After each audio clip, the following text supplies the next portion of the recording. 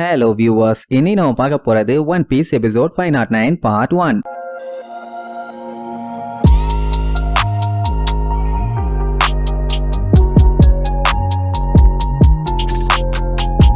Open பண்ணா நம்ம ஜோரோவை காட்டுறாங்க. பயலோட பாடி ஃபுல்லா பயங்கரமா பஞ்சர் ஆனதுனால பாடி ஃபுல்லா கட்டு போட்டு அவனை படுக்க வச்சிருப்பாங்க. பயலும் கொஞ்ச நேரத்துல அப்படியே பொறுமையா கண்ண திறப்பான். ஆக்சுவலா இப்ப பையன் எங்க இருக்கானா, அந்த மகி கிங்டம்ல இருக்க பழைய கேஸ்டில் தான். அங்க பெரோனா உட்காந்து கதர்னு கதறி அழுவான். என்னன்னா இவளோட பாஸ் அந்த கெக்கோ மோரியா பையன் போர்ல செத்து போயிட்டானாமா. அது அவளால நம்ப முடியல. அதான் இந்த ஆளு அழுகிறான். ஆக்சுவலா அவன் ஏன் செத்தான் எப்படி செத்தான்னு எல்லாம் நமக்கே நல்லா தெரியும். இந்த டோஃப்ளமிங்கோ தானே வீக்கா இருக்கான்னு சொல்லி போட்டு தள்ளிட்டான். அப்படியே ரொட்டேஷன் போட்டு கதறி அழுவாளா. அத கேட்ட ஹாக்கையை, ஏமா நீ அழுகிற சவுண்ட் கேட்டா என் காது தனியா கழண்டு வந்துரும் போல, வேற எங்கேயாச்சும் போய் அழுமா. உடனே உனக்கு மனசாட்சியே இல்ல, நீ ரொம்ப மோசம், செத்து போயிட்டான்னு நினைச்சு ஃபீல் பண்ணிட்டு இருக்கேன், இப்படி பேசிட்டு இருக்க. சரி நீ குடிச்சிட்டு இருக்கிய அந்த ஜூஸ் நேக்கும் கொஞ்சம் குடுக்கறது. ஏன்னா நான் இந்த இடத்தோட கெஸ்ட் தான்பா, நானா உன்னை இன்வைட் பண்ண குரங்கு. நீங்க ரெண்டு பேருமே என்னோட பெர்மிஷன் இல்லாம இங்க வந்திருக்கீங்க. அது மட்டும் இல்லாம நியூஸ் பேப்பர்ல மொரியா செத்து போயிட்டான்னு சொல்லி போட்டிருக்காங்கல்ல, அதையும் அவனால நம்பவே முடியல. உன்னாலே நம்ப முடியான்னு அவளுக்கு ஷாக்கு. ஏன்னா இவன் பேட்டில் ஃபீல்ட்ல சண்டை போட்டுட்டு இருந்தானே, அவனுக்கு தெரிஞ்ச வரைக்கும் கடைசி வரைக்கும் அந்த வார்ல இவன் இருந்தான். ஆனா அப்ப வரைக்குமே கெக்கோ மோரியா சாகல, உயிரோட தான் இருந்தான். ஆனா இப்ப எப்படி ஆச்சுன்னு எனக்கே தெரியலமா.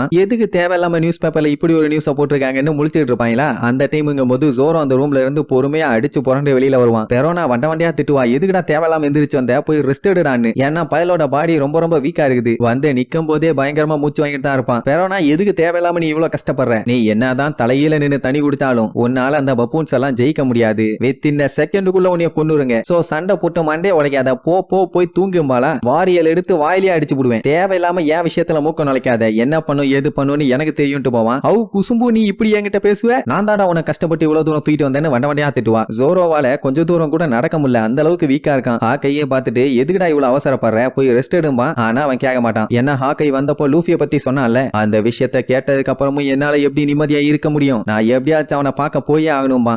அதான் வந்தப்போ லூஃபிக்கு பயங்கரமா அடிபட்டுருச்சு, என்ன சாகர நிலைமைக்கு போயிட்டான். இப்ப என்னாச்சு ஏதாச்சுன்னு தெரியலன்னு சொல்லியிருப்பான். அண்ட் ஃபயர் ஃபிஸ்ட் செத்துட்டான்னு வேற சொல்லியிருப்பான். இவ்வளவு பெரிய போர் நடந்திருக்கு, ஆனா எதுவுமே நம்ம பயலுக்கு தெரியல. லூஃபி நல்லா இருக்கான்னு உனக்கு தெரியுமா, அவன் இப்ப எங்க இருக்கான், உனக்கு ஏதாச்சும் அவனை பத்தி தெரிஞ்சதுன்னா சொல்லுன்னு கேட்பான். எனக்கு தெரிஞ்சதெல்லாம் இவ்வளவுதான், நான் சொல்லிட்டேன். சரி ஓகே, உன்னைய தொலை பண்ணதுக்கு மன்னிச்சுக்க, நான் கிளம்புறேன்ட்டு அவன் பாட்டுக்கு நொண்டி போவான். அட கையில வச்சிருக்கானே கத்தி, அதை ஊனி தான் போயிட்டு இருப்பான். பெரோனா, அடே உன்னால இப்படி லொடுக்கு பாண்டி மாதிரி எல்லாம் அந்த பப்பூன்ஸை தாண்டி போக முடியாது, பேசாம இங்கே வெயிட் பண்ணி, இல்லன்னா உனக்கும் அங்க ஒரு பெரிய சமாதி தோண்ட வேண்டி இருக்கும்பா. அவன் கேட்காம அவன் பாட்டுக்கு போவான். சரி எப்படி இந்த கடலை தாண்டி போறேன்னு பெரோனா கேட்டதுக்கு அவன்கிட்ட எந்த ஒரு பதிலுமே இல்ல. ஆனா ஹாக்கை, நீ இந்த ஐலாண்டை விட்டு போகணும்னா இந்த கேஸ்டலோட வெஸ்ட் சைடு ஒரு சின்ன போட் ஒன்று இருக்குது, அதை வேணா எடுத்துக்க. உடனே ரொம்ப தேங்க்ஸ்னு சொல்லிட்டு அவன் பாட்டுக்கு போவான். பெரோனா விடாம திட்டுவா, போடா லூசு பாயில, முட்டா பாயில லூசு பாயிலன்னு. எனக்கெல்லாம் உன்னை பத்தி ஒரு கவலை இல்ல, எக்கேடோ கெட்டு போ, நான் இனிமேட்டு உன்னைய பத்தி கவலையே படமாட்டேன்னு வேற சொல்லிடுவான். ஆனா ஜோரோ அப்படியே தடுமாறி போய் எப்படியோ போட்டை எடுத்துக்கிட்டான். இனி லூஃபிய பார்க்க எப்படியாச்சும் போயாகணும். ஜோரோவுக்கு நல்லாவே புரியுது இப்ப லூஃபி என்ன நிலைமையில இருப்பான்னு. என்ன ஆனாலும் சரி சட்டு புட்டுன்னு லூஃபிய போய் மீட் பண்ணி ஆகணும்னு சொல்லி கஷ்டப்பட்டு போயிட்டு இருக்கும்போது திடீர்னு ஒரு பப்புன் வந்து அட்டாக் பண்ணுமா.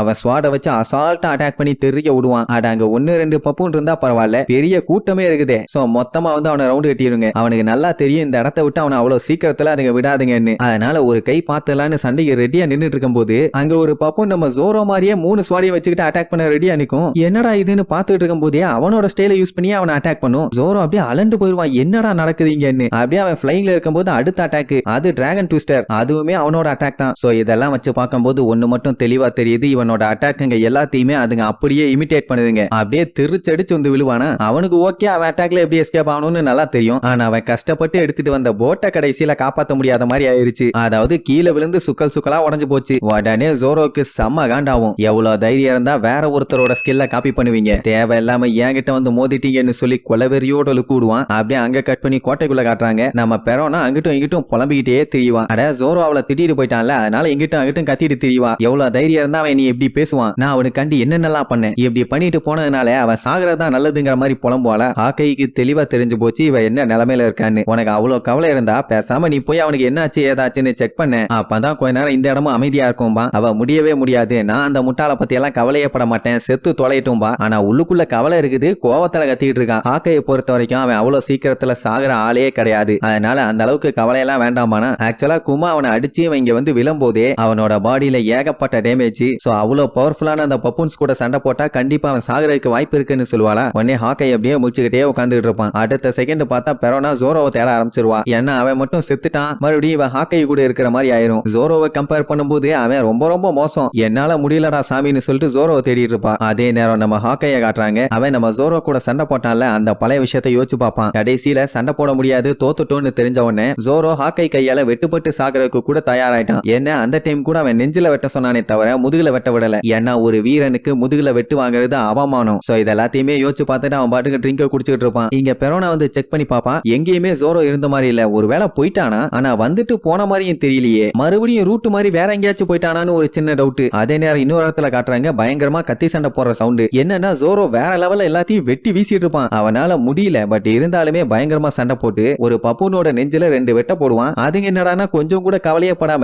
அந்த காயத்துக்கு மருந்து போட்டுட்டு இருக்கும். உடனே ஜோரோ பிடிச்சு வண்ட வண்டியா திட்டுவான். என்ன நம்மள வச்சு இதுங்க விளையாட்டு பண்ணிட்டு இருக்குதுங்கன்னு. அண்ட் ஒண்ணு மட்டும் தெளிவா தெரியுது, இதுங்களை தாண்டி கடலுக்கு போறதுக்குள்ள படாத பாடு பண்ணுன்னு. ஏன்னா இதுல ஒன்ன கூட காலி பண்ண முடியல. அதுங்க ஜோரோ பத்தி கிண்டல் பண்ணிட்டு இருக்குமா. அந்த டைமுங்கும் போது திடீர்னு அப்படியே ஃப்ரீஸ் ஆகி போய் நிக்கும். பார்த்தா பின்னாடி ஹாக்கை வந்து உட்கார்ந்துட்டு இருப்பான். ஏண்டா ஜோரோ, நீ கோட்டையை விட்டு வந்து ரொம்ப நேரம் ஆச்சு, இவ்வளவு தூரம் வர்றதுக்கே உனக்கு அவ்வளவு நேரம் ஆயிடுச்சான்னு கேட்பான். இதுல வேற கொடுத்த போட்டையும் வேற உடச்சிட்டான்பா. அதெல்லாம் ஒன்னும் பஞ்சாயத்துல, நான் நீந்தியே போய்க்கிறேன்பானா. அப்பவே ஹாக்கைக்கு நல்லா தெரியுது அவன் ஃப்ரெண்டு மேல எந்த அளவுக்கு அக்கறை வச்சிருக்கான்னு. அதுக்கப்புறம் அந்த பப்பூன்ஸை பத்தி சொல்லுவான். இந்த பப்பூன்ஸை ஹியூமன் ட்ரில்ஸ்னு சொல்லுவாங்க. சொல்ல போனா இதுங்க மனுஷங்க என்ன பண்ணுமோ அதை அப்படியே இமிட்டேட் பண்ணுமாமா. அப்படித்தானே ஜோரோவோட அட்டாக் எல்லாத்தையுமே காப்பி அடிச்சது. அண்ட் இன்னொரு மேட்டர் என்னன்னா, மனுஷங்க எல்லாருமே அமைதியா வாழ்ந்திருந்தாங்கன்னா கண்டிப்பா இதுகளும் நல்லபடியா அமைதியா தான் வாழ்ந்திருக்கும். ஆனா அந்த ஐலாண்ட்ல ஒரு 7 வருஷத்துக்கு முன்னாடி போர் பயங்கரமா முத்தி போச்சு. அதனால ஒருத்தனுக்கு ஒருத்தன் மாத்தி மாத்தி சண்டை போட்டு எல்லாம் மண்டைய போட்டானுங்க. நம்ம ஹாக்கை இந்த இடத்துக்கு தங்க வரும்போதே இந்த மொத்த இடமும் பயங்கர பிளட்டோட ஒரே புகை மண்டலமா டெட் பாடிஸோட அப்படியே குமிஞ்சு கிடந்தது. காட்டுக்குள்ள இருந்த பப்பூன்ஸ் எல்லாமே மனுஷங்களோட வயலன்ஸ் எல்லாத்தையுமே பார்த்து தான் வளர ஆரம்பிச்சதுங்க. அதனாலேயே ஹியூமன்ஸ் ஹேண்டில் பண்ற வெப்பன்ஸ் எல்லாத்தையும் எப்படி யூஸ் பண்ணணும்னு சொல்லி கத்துக்கிட்டாங்க. அப்படியே இந்த காட்டுக்குமே பெரிய வாரியராவும் மாறிட்டாங்க. மனுஷங்க எல்லாமே வெப்பன்ஸை யூஸ் பண்ணா ஒரு பெஸ்ட் அனிமலா தான் இருப்பாங்க. ஆனா அனிமல்ஸ் எல்லாமே மனுஷங்களோட வெப்பன்ஸை யூஸ் பண்ணா இந்த அளவுக்கு ஸ்ட்ராங்கா இருக்கும். சோ இப்போ அதுங்க ஜோரோவை ஒரு பயங்கரமான ஆப்பனண்டா பிக்ஸ் பண்ணி வச்சுங்க. அதனால தான் அவங்கிட்ட இந்த அளவுக்கு சண்டை போடுது. அவன் என்ன சொல்லுவான், இதுக்கப்புறம் நீ எங்கேயும் போக முடியாது, சன்செட் ஆயிடுச்சு, பேசாம என் கோட்டைக்கு வா, அங்கெல்லாம் உன்னை எதுவும் பண்ணாதுங்கமான. ஜோரோ கேட்க மாட்டான். நான் என்ன பண்ணும் ஏது பண்ணுன்னு நீ சொல்லாத, நான் எப்படியாச்சும் கடலுக்கு போயே தீர்வேன்னு ஒத்த கால்ல நிப்பான். ஆக்கை அதுக்கப்புறம் எதுவுமே சொல்ல மாட்டான். ஏன்னா அவன் சொல்றதா சொல்லிட்டான். இதுக்கப்புறம் நீ என்ன வேணுமோ அதை பண்ணி கண்டிடுவானா. ஜோரோக்கு அதுங்க எவ்வளவு பெரிய வாரியாரா இருந்தாலும் அதை பத்தி எல்லாம் கவலை இல்ல. இவனுக்கு எப்படியாச்சும் இங்க டைம் வேஸ்ட் பண்ணாம சீக்கிரமா லூஃபியை பார்க்க போகணும். சோ இங்க இருக்க எல்லாத்தையுமே தோக்கடிச்சு காட்டுறேன்னு சொல்லி சண்டைக்கு ரெடி ஆயிடுவான். இங்க பெரோனா எங்க போனா இவன் தேடி ஒரு வழியா கண்டுபிடிச்சிட்டான். அந்த டைமுங்கும் போது அத்தனை பப்பூன்ஸும் பாஞ்சு அவனை அட்டாக் பண்ண வரும். இவனு வெறி கொண்டு போய் அட்டாக் பண்ணுவானா. அந்த டைமுங்கும் போது ஒரு 3 ஸ்வாடு மட்டும் சும்மா சட்டுன்னு அடிச்சு பட்டுன்னு மேல தெரிக்கிறதோட இந்த எபிசோடுக்கு எண்டு கார்டு போட்டு முடிக்கிறாங்க.